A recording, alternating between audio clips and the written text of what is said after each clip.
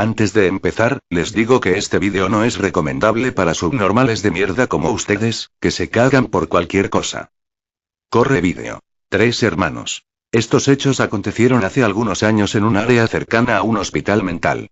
En este se encontraban personas enfermas de distintos males psíquicos, pero uno de sus pabellones estaba destinado en exclusiva a criminales, pues los jueces en algunos casos habían decidido que lo mejor sería que dichos criminales fuesen institucionalizados en donde se pudieran tratar sus problemas mentales, antes que en la cárcel, donde seguramente lo único que se conseguiría era agravarlos.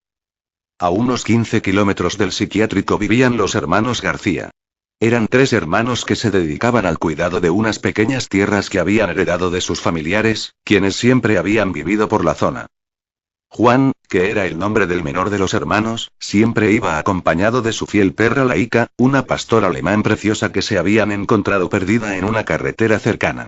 Una tarde, después de haber pasado todo el día en el campo, se dispusieron a volver a casa y cocinar unas papas con un poco de carne que habían comprado hace unos días en el pueblo. Una vez en casa, mientras Pedro preparaba la cena para Juan y para Román, el mayor de los hermanos, escucharon por la radio que Ricardo Ruiz Pérez se había fugado del psiquiátrico y podía andar por los alrededores. Ricardo Ruiz era un peligroso psicópata, al cual encerraron por el asesinato y violación de 5 menores. Tardaron varios meses en descubrir los hechos, pues él solía descuartizar a sus víctimas y echárselas de comer a una jauría de perros. Los asesinatos de Ricardo fueron muy seguidos por el pueblo, ya que entre sus víctimas se encontraban 3 hermanas de una misma familia, y esto conmocionó a la opinión pública. Los 3 hermanos se sintieron angustiados por la noticia. Ellos, como el resto, habían seguido las fechorías de Ricardo.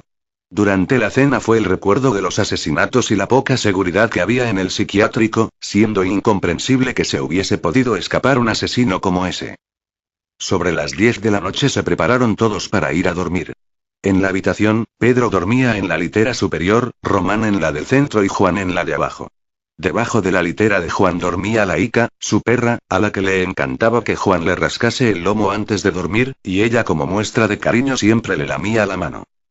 Media hora más tarde estaban ya todos acostados y prácticamente dormidos por el cansancio acumulado del día anterior.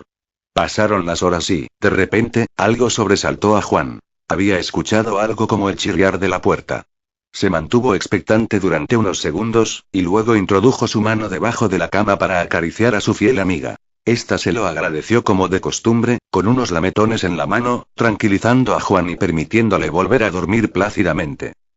Pasaron las horas y por la ventana del cuarto comenzaban a entrar los primeros rayos de luz a la diminuta estancia.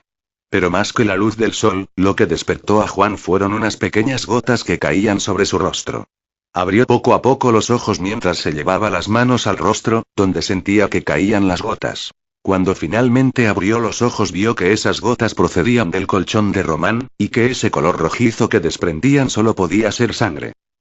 Se levantó de un salto de la cama y miró a su hermano, paralizándose de terror. Estaba amordazado y con una infinidad de cuchilladas en su cuerpo, y sobre él también caían gotas de sangre, provenientes del colchón superior, en donde un cuchillo atravesaba el cuello de su hermano Pedro.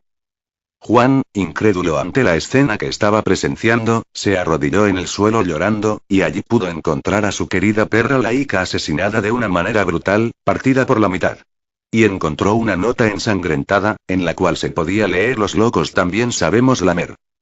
Juan, aterrado, notificó los hechos a la policía diciendo que Ricardo Ruiz había asesinado a sus hermanos y a su perra, pero la policía no le creyó. Juan fue acusado del asesinato de sus hermanos a causa de un desdoblamiento de su personalidad, y encerrado durante 20 años en el psiquiátrico.